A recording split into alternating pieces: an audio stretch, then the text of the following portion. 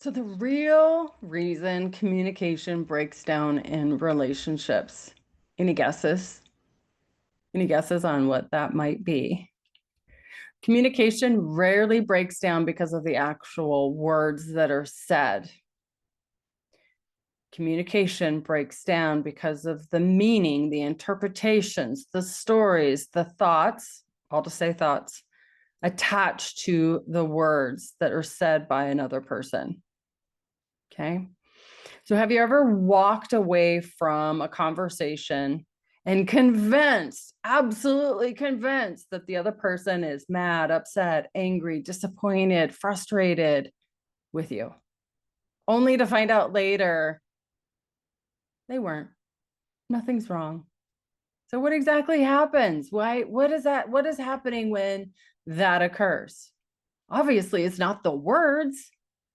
It's the interpretation. You're interpreting that they're mad. Your stories are saying, oh, they're mad, they're upset. I know why. I can tell, I can feel it, I can sense it. I just know. No, that's just your stories. That's just your interpretation. Because you would be mad if someone said that to you. You're projecting onto them. All right. Communication is never just about the words. Okay. It's words plus interpretation. Words plus your meanings, words plus your stories, words plus your thoughts, all to mean the same thing. So two people can hear the exact same sentence, and there could be two totally different emotional experiences. So the meaning that we create in our mind about what someone else says, we feel in our body. Okay. So if you think something and you believe it, you will feel it in your body. So feelings are what are going to shape or influence how you behave, how you react, what you say next, what you do next. Your reactions shape the conversation, right? Eye rolling, body language, arms folded, moving your body away from them, shutting down, closing off. It will impact the relationship significantly. How you respond will significantly impact the relationship moving forward. The good, the bad, the neutral. The mind doesn't hear the words. The mind does not hear what is said. The mind is going to interpret what is being meant. Your mind will take in what's said, what's seen, what's assumed, what's expected, what's judged upon.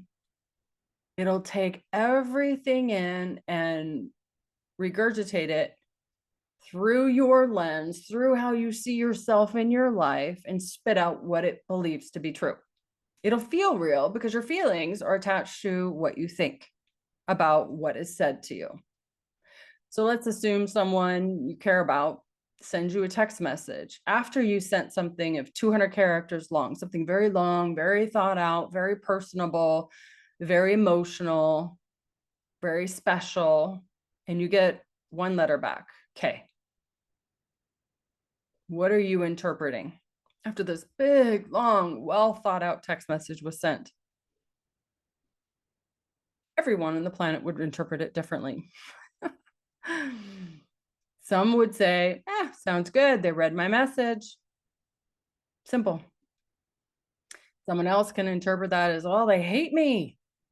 They're mad at me. I'm a terrible person. They think I'm weird. The K, this simple letter on the screen, does not jump out and put feelings inside of you. Your meanings, your interpretations, your stories that your mind creates in the openness of just that one letter on the screen is what creates your feelings. So our minds, our brain does not like unfamiliar and familiarity. It doesn't like unknown. It doesn't like uncertainty. It doesn't like stories that don't feel complete.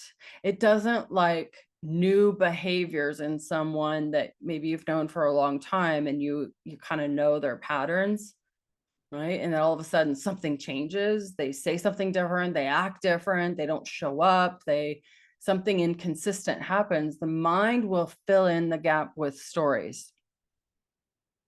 When there's missing information, your mind will interpret what is missing on its own accord based on your default. So based on your relationship to yourself and your life, it'll get filtered through that and it'll create a story.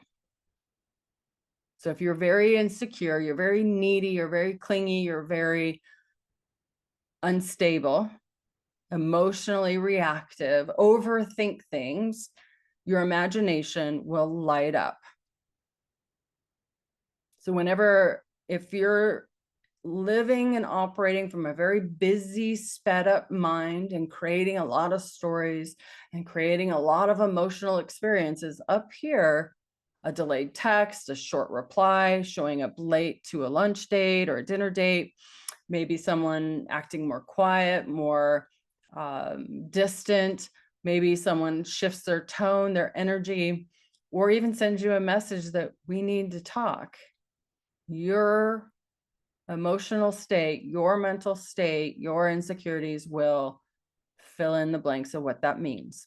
All of them. So the brain does not like empty gaps, does not like uncertainty. It doesn't like the unknown. It frightens it. It sends it into survival mode. It sends it into story making. You see, most arguments begin way before words are even said. Okay, way before you hear another person's voice, especially if someone texts you, we need to talk. What is the story that your mind jumps to? What conclusions are created? What mental distortions does your brain jump to? What fortune telling does your mind feed you?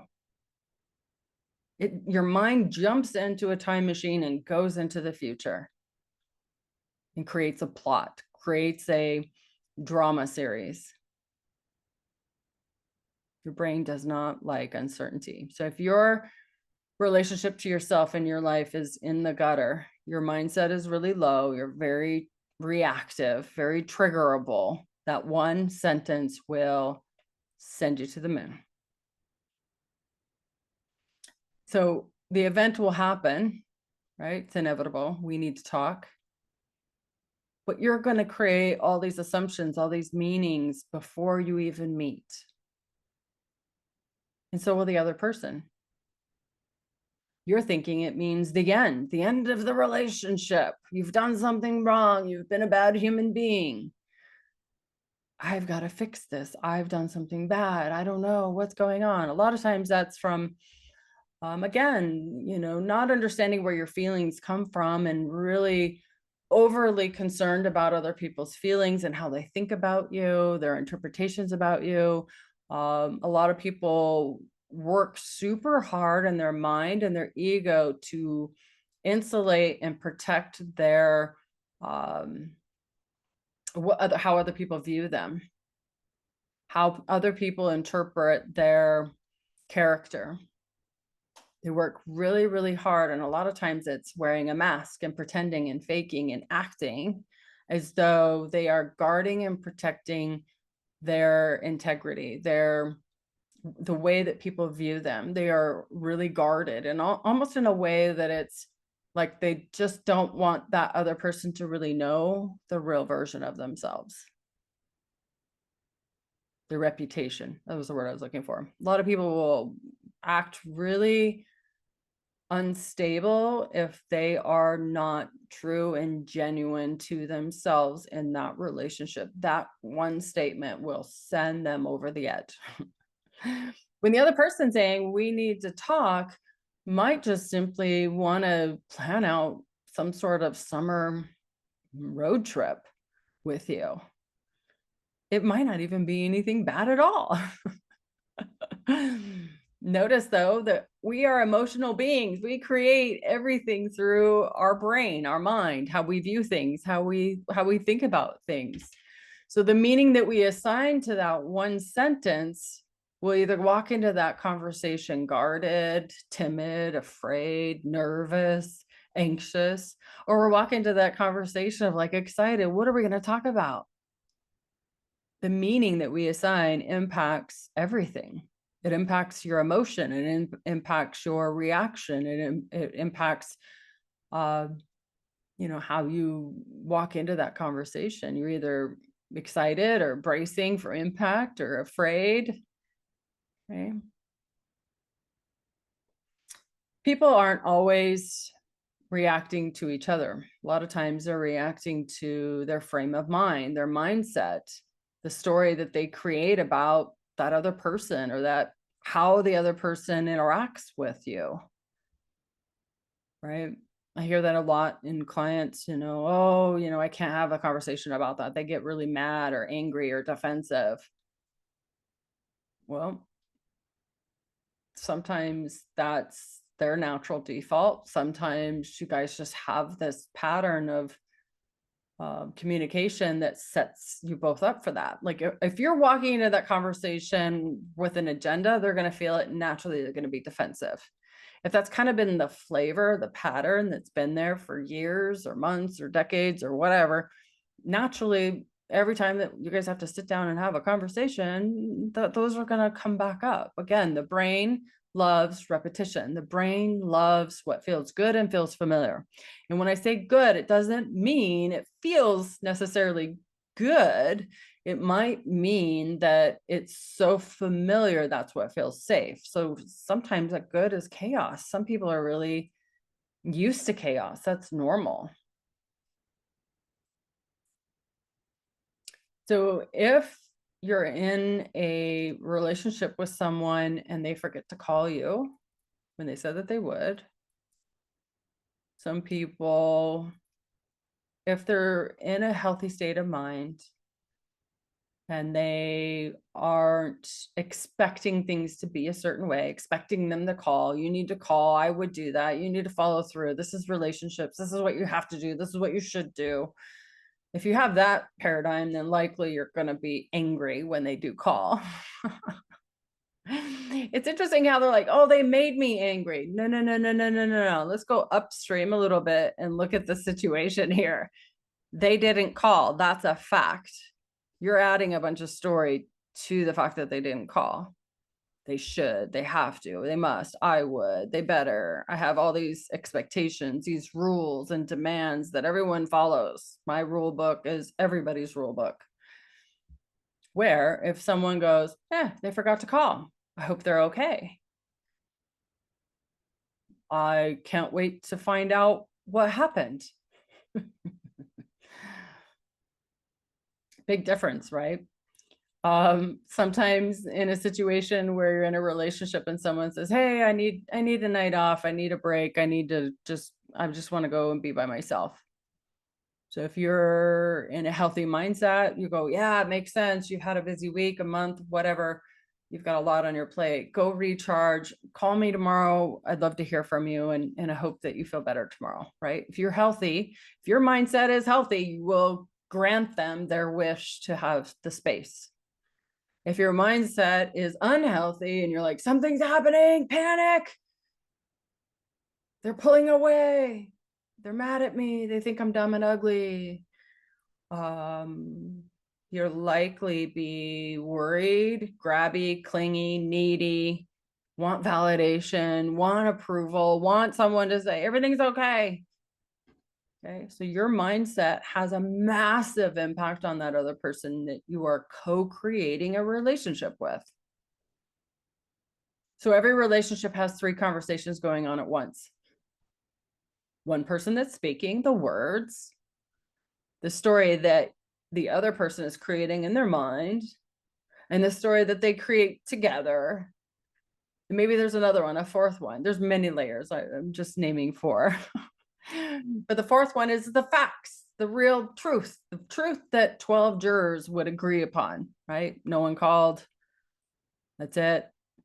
That's a fact, right? Look at your phone. There's no calls. There's no missed calls. That's a fact. Everything else, they're mad at me. They think I'm dumb. They think I'm stupid. They think I'm boring. They don't love me anymore. That's all stories. That's all made up junk in your imagination. So this invisible conversation that occurs up here in your mind is what you're going to feel if you believe it to be true. That invisible conversation is going to create conflict. It's going to mess up like if you think of the conversation as a pipe running between the two, it's going to muddy up that water that goes through that pipe. It's going to clog up that pipe. Communication is a skill. I think healthy communication is a skill. It's something that no one teaches us very well, honestly, unless you were lucky enough to have guardians or parents or people that raised you, whomever that was. And they modeled healthy communication when you were growing up. I know that for me, I didn't have that. I had only, I think, 3 channels that we could sort of watch. And most of the sitcoms and shows back then were, you know, there were a lot of family oriented ones, but it was usually a lot of contentment, right? Righteousness that went on in families. Now that I look back on that, which is interesting, that was what was on TV back then. But communication is a skill. It's something you have to learn. You have to constantly hone that skill and craft.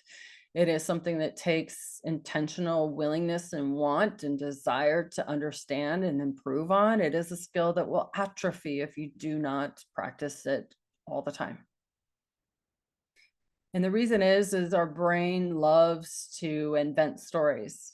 It will invent and create all kinds of illusions that aren't true. So a lot of times our brain loves to create a lot of drama. One other skill that is important too is to actively listen to the other person, like completely put all of your judgment and thoughts and stories to the side.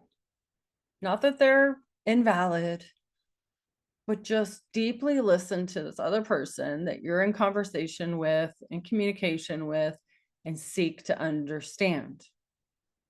I think a lot of people say that and don't really understand what that means. Actively listening is not only hearing their words, hearing their tone, hearing the speed, hearing the emotion that rises and falls in whatever they're sharing with you, and having the ability to reflect back what you believe they're trying to teach you or share with you. Willing to get it wrong. Because honestly, if you say it back wrong, they're going to correct you and they're going to go deeper and they're going to explain it in a better way. Actively listening is really holding space for another human being to speak their mind, their thoughts, their feelings, their reality. It's a beautiful gift if you look at it that way, and they're teaching you something. Look for what they're teaching you, and I guarantee you, your listening skills will skyrocket. You will learn so much about that person. Just think about it. Anything that you listen to or go to an event or conference or seminar or anything like that, and if you go with true intention before you go, that I'm going to learn something, just one thing. I want to learn one thing. And I want to learn that thing so well that I could teach that to someone else. You'll listen totally differently. But do that in communication. Another skill that I don't know that is taught or really explained really well is validation. Validate people. Everyone's thoughts and feelings are valid. It doesn't mean you agree.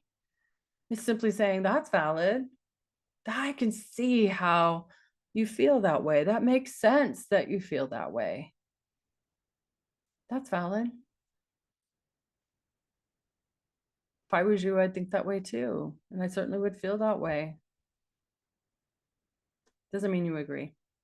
Another one I love is that could be true. Makes sense. None of these say that you agree.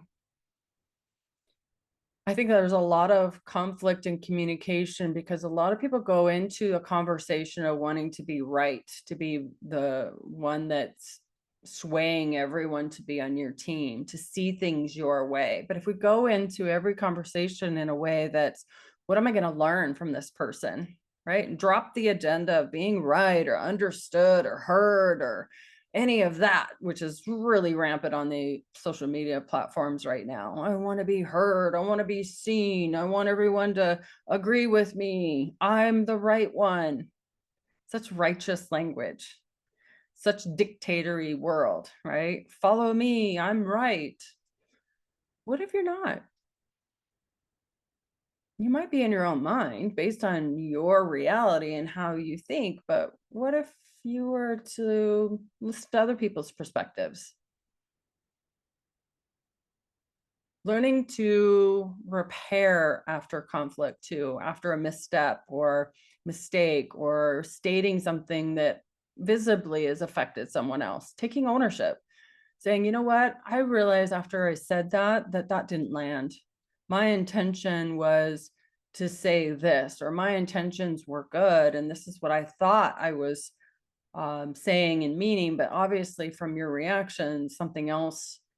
So our wires got crossed. How can we fix this? I care about you, and I care about our relationship more than anything. So how can we move forward in a way? I mean, I'll take ownership for my part, what I did, and how can we move forward?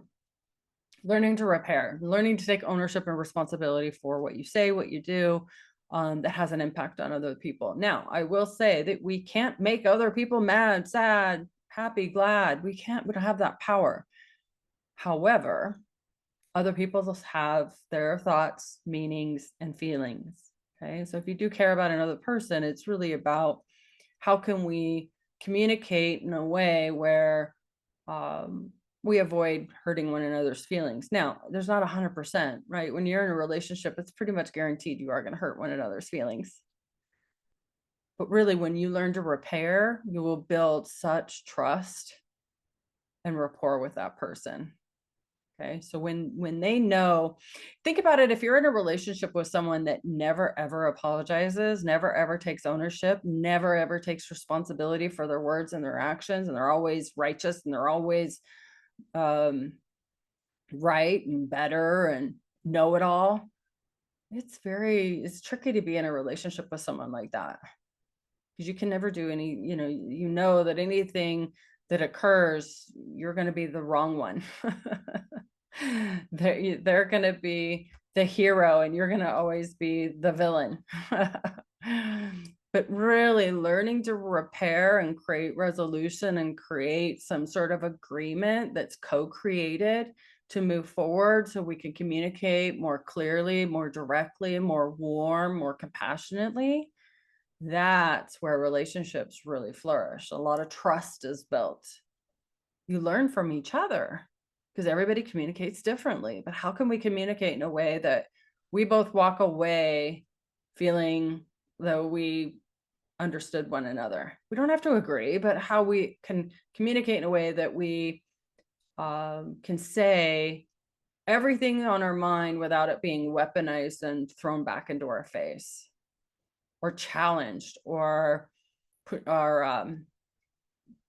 pushed back on or debated over. Right. So a healthy relationship is one where you can openly say, even in a messy way, what you're thinking and feeling, and have the space and grace to edit yourself. Like, whoop, let me fix that. I just said something and it came out wrong. And the other person gave you the grace and the hall pass to do so. Learning to speak in I language is important too, right? When I said that thing the other day, I realized I came off really strong and maybe harsh. And I really want to circle back on that and own what I said. And if he would give me a chance to correct, or because I care about our relationship. And again, I said something that I think maybe landed sideways just based on how I interpreted your body language and how the rest of the evening went. I want to make sure that I take ownership for that. You know, when I said that yesterday, how did that land? What did you hear? I think goes a long ways. I wasn't taught any of this stuff growing up, for sure. Now, if someone has a worldview that they are always rejected, that they're always the weird one, they're the ones that are not enough. If their worldview and their frame and their lens in which they look through every single day is, I'm rejected, I'm the outcast, I don't fit in anywhere, no one likes me, everyone judges me. A lot of times, no matter what is said, they're going to hear rejection. Their own insecurities are going to trump anything that you say. So it makes it really hard to be in a relationship with someone, friendly or intimately, that is really deeply insecure with themselves and their life. It makes it really tough to have healthy conversations and repair conversations with someone that believes that life is rejecting them. And that may not be your place to solve.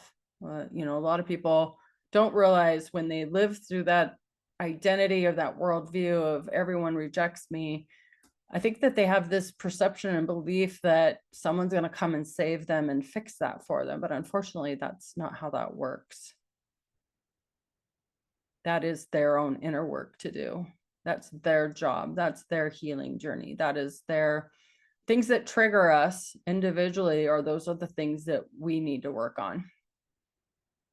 That's the self-improvement, self-leadership, self-confidence space, is really doing your own inner work. Moving past that, or through that, I guess is a better way to word it, and understanding where your emotions come from. They don't come from your past.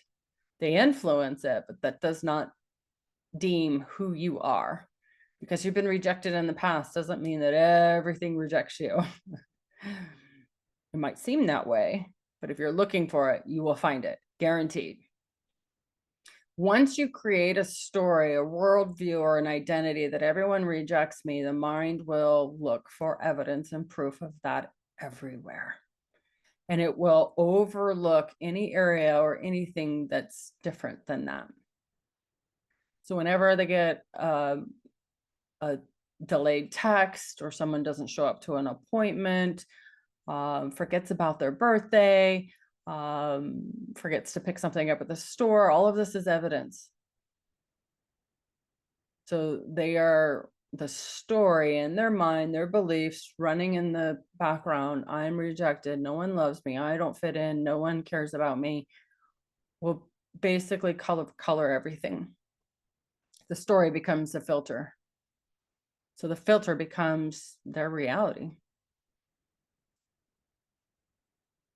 So interpretation will keep happening. And that story will be reinforced with each piece of evidence. So anytime there's a conversation or a conflict, they're going to look for, how am I being rejected? How am I not fitting in? Everything will be analyzed. Everything will be scrutinized. Everything will run through that filter. That person will read between the lines and fill it in with, I'm being rejected. I'm not fitting in. I'm weird, or I'm awkward, or no one likes me. I am the oddball. I'm not enough. And when we have a story in our mind and beliefs in communication and talking with people, we will start predicting future problems, and we'll start isolating ourselves and saying no to things because we're protecting ourselves from being rejected, right? So somebody that's single might say, oh, everyone rejects me, no one loves me, no one wants me. So you won't get on the dating apps, you won't say hi to people in public, you won't go on speed dating events, you won't dress up nice, you won't say hi to a stranger, you'll just stay at home and hide, right? Because your mind is protecting you from the unknown, the scary, the different. the fearful, the uncertainty. So suffering always starts with the mind, what we think, the stories, the interpretations. So most suffering happens right here. But suffering can end right there too. When we realize that we create a lot of our emotional experience through our imagination, through meanings and interpretations that influences everything throughout the day, when we really understand it and see it in the smallest, littlest corners of every single day and how it impacts how we feel and it impacts what we do and what we don't do, when we see that in every little thing, we kind of get this crossroads of, well, I don't feel like doing that, but I'm going to do it anyways and see what happens. We actually rewire our brain, right? Because I don't want to do it continues to reinforce not doing it. Okay. So in your mind, when you don't do it, like, oh, I'm glad I didn't do that. That was dangerous. That was too uncertain. That was too scary, obviously, because my human said, it's more fun if we don't do it. Let's just isolate ourselves. So every time you think, I'm not going to do that because that's scary or uncertain, like conversations or communication or having a conversation about something might be spicy or a hot topic with someone you care about. If you avoid that, every time you avoid that, I go, oh, I don't want to talk about that. Oh, I don't want to talk about that. Every time you do that, not only is it building up in the other person because they're like, well, we really need to talk about the elephant in the room, and this person is avoiding it. That other person is going to start building up their story and their meaning and their interpretation of your avoidance. But your avoidance, every single time you avoid it, you're telling your brain it's not safe to talk about these things. And every time you tell your brain it's not safe to talk about those things, your brain flags it as dangerous to talk about things. So the emotional roller coaster that goes on in your mind that's creating all the stories and all the problems and all the suffering is getting bigger and bigger and bigger and bigger. And it's making it feel more scary or anxiousness or fearful, because each time you're pushing it down more and more and more, which tells your brain it's dangerous. There's harm. You will die, human, if you go and talk to that person. Goes to extremes. It's very dramatic. So the same words that can create conflict can create connection. The exact same words can bring you closer to someone or push them away. So what is the difference? What is the difference? It's all in our head. It's all in what we think, what we believe, what we interpret, what we guess, what we assume, what we speculate. Think about it. Like, there are people that tell me, oh, I don't like criticism. I don't like criticism. Well, what if it's feedback? What if there's something for you to learn here? What if by taking it in and going, what if 2% of this is true? Maybe there's something for me to learn here. Maybe there's a way for me to learn from this or grow from this. Maybe I can become better. Right? Conflict. I mean, sorry, not conflict. Criticism versus feedback. It's the same thing. It's all in how you interpret it. If someone says, hey, I want, some space, I need some alone time, a person can receive that as, yeah, they just need space. Give them their space. Let them have their space. It makes sense that they want space. Let them have it. Where another person could feel like, oh, they're rejecting me. It's all coming to an end. The world is crashing around me. Panic, panic, panic. Which one do you think eats away a lot of your mental, emotional, and physical energy? Which one is going to send you on the couch eating popcorn and watching a movie? Which one is going to send you off riding a bike on a new trail and experiencing new territory? Right? Go do something on your own. Go do something you haven't done in a long time. Silence, right? I get this quite a bit in coaching, where Oh, there's this awkward silence between us. What if it's just silence? One person can see it as peaceful, another person can see it as something's about to happen. Well, where does that interpretation come from? It comes from your mind. Your mind is taking things from your past and placing it over, filtering it through this current experience. Just because there's silence doesn't mean there's danger. Your mind is inventing that. If there is a concern, ask from warm, compassionate energy. Hey, just checking in. You've been really silent today. Do you just need some time alone? I'd love to. I can leave. I can go for a bike ride. Give you your space. So one conversation can really mean a million different realities, a million different interpretations. I think the more we are fascinated with how each human being sees things, interprets things, reads into things, imagines things, the more we can be curious to what the other person hears, what the other person understands about what you're saying.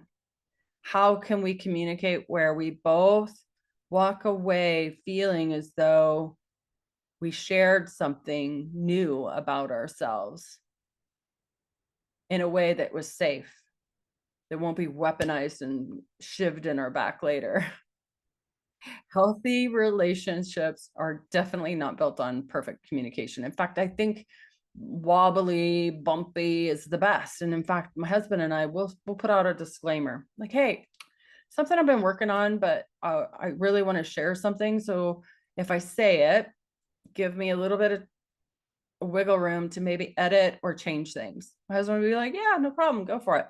So I'll say, yeah, I'm just working on this. And this is something that I noticed really bothered me yesterday. It's not something you did. It was just my interpretation of how things were left out or undone or whatever. I can't even think of an example, but I notice how I said that. My interpretation. I speak in my world, my reality. This is how I view it. This is something that's important to me. I want to share this with you. I have for the past 5 years took it upon myself to clean it up, put it away, whatever it is. Maybe, moving forward, could we do this together as a team? Maybe sometimes I do it and sometimes you do it, but I'd love it if we could solve this together. I don't know.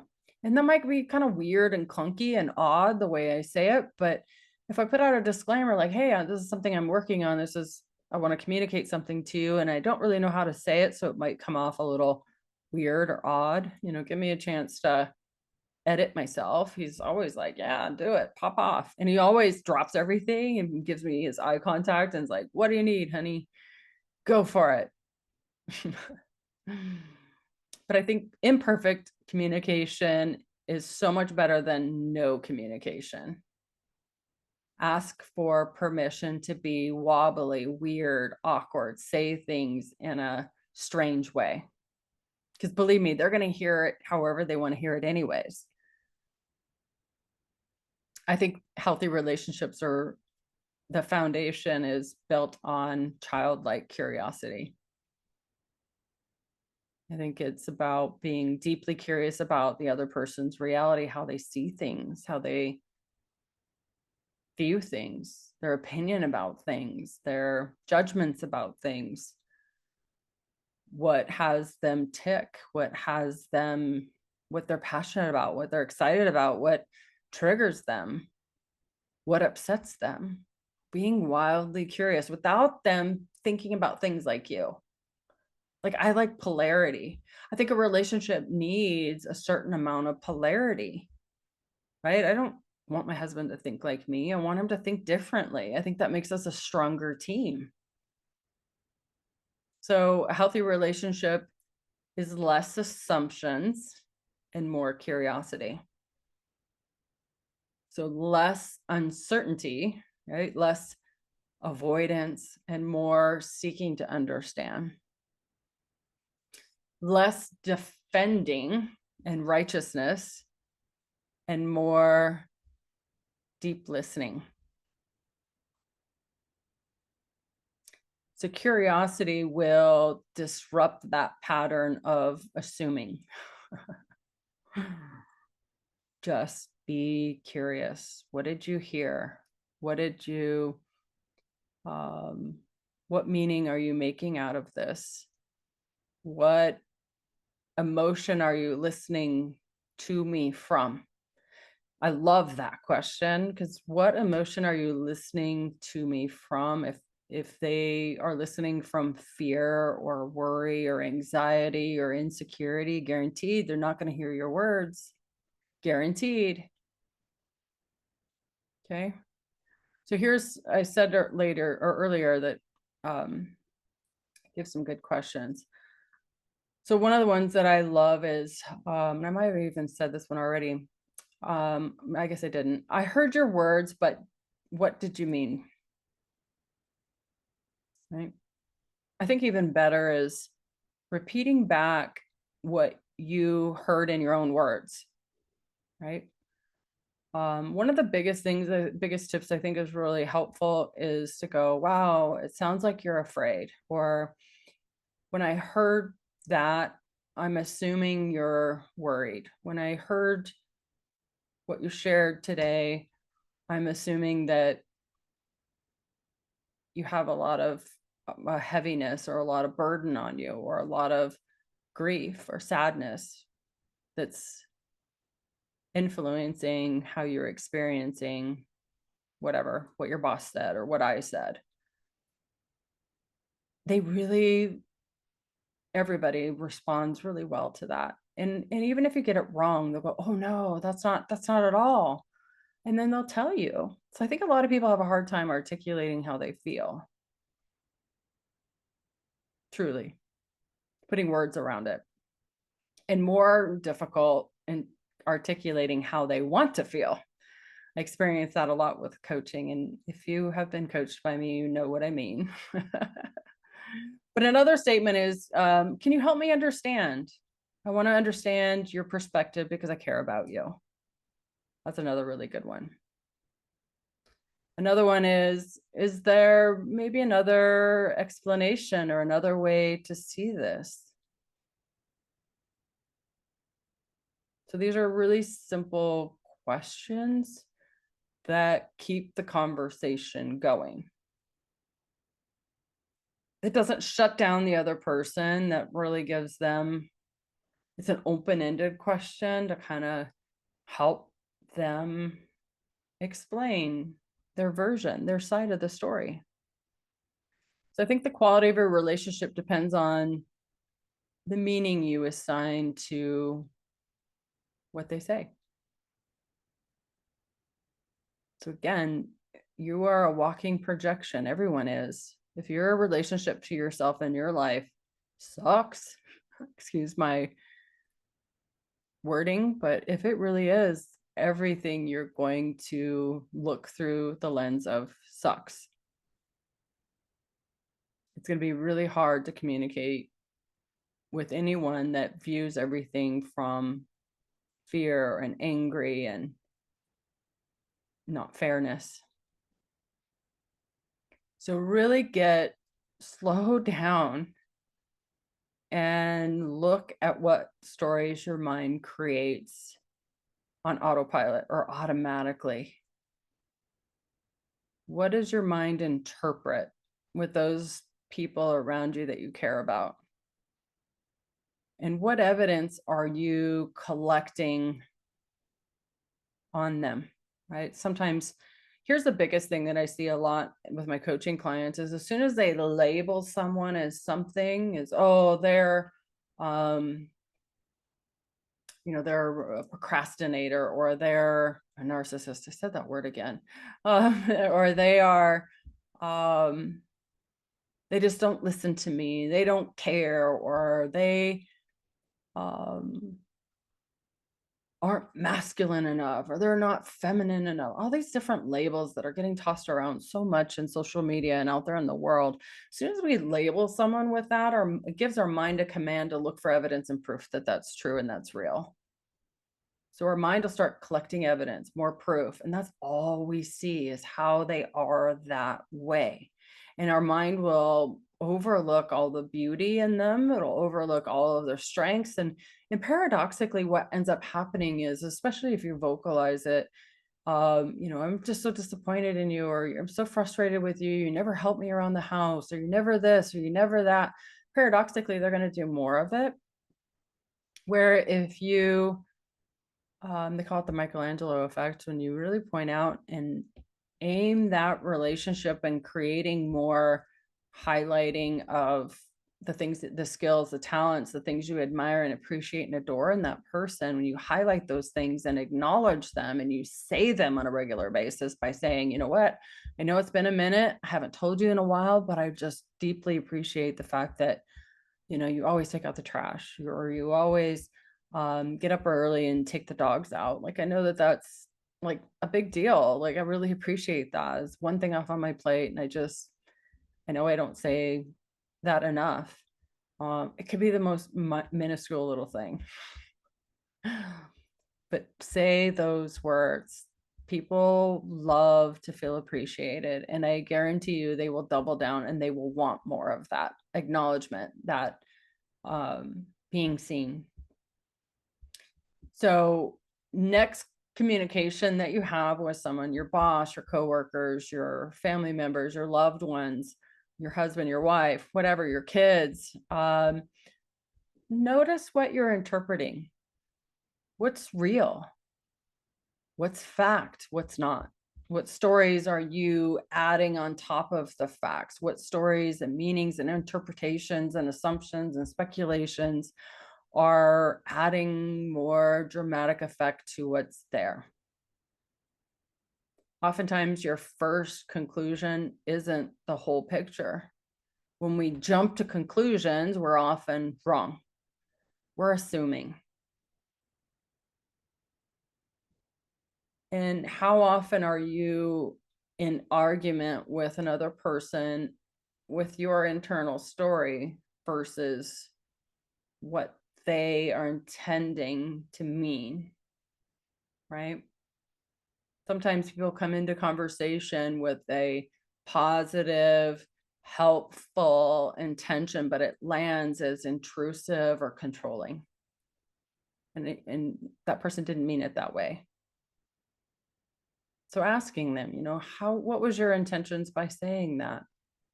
I care about you, and I really want to understand what your intentions are. Let them talk.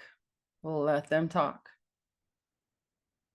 So strong relationships are not made of assumptions. They're not made of stories. Strong relationships are truly being wildly curious at what that other person intends or means or assumes that I know or I understand. So ask more questions. And it's important, like, notice my energy when I stated that. It's like really quiet, really slow, really clean, warm, kind, direct. And I like to add in, I care about you, or I care about our relationship, or you mean a lot to me. I think if we add that in there along with our energy and along with eye contact and body language that's relaxed and safe, people will open up. Practice separating fact from guesses, assumptions, inventions, and stories. Stay open-minded, open-hearted, stay curious, and practice feeling willing, warm, kind, curious, supportive, loving, if that applies. So really get clear on what it feels like in your body when you're making assumptions and stories and creating drama that may or may not even be real. I think that is probably my biggest key takeaway for you. All right, I did it. Way under an hour. Celebrate. I do have a client call. I was just watching the time. I was like, I gotta get going. Anyways, thank you guys. I know this is a really fun blog. Please go visit the whole blog if you haven't seen it. Read it. comment, share with me underneath this video if that's what you want to do too. Either or, love both. Anyways, thanks for hanging in there for the whole video, and I'll talk to you soon. Bye.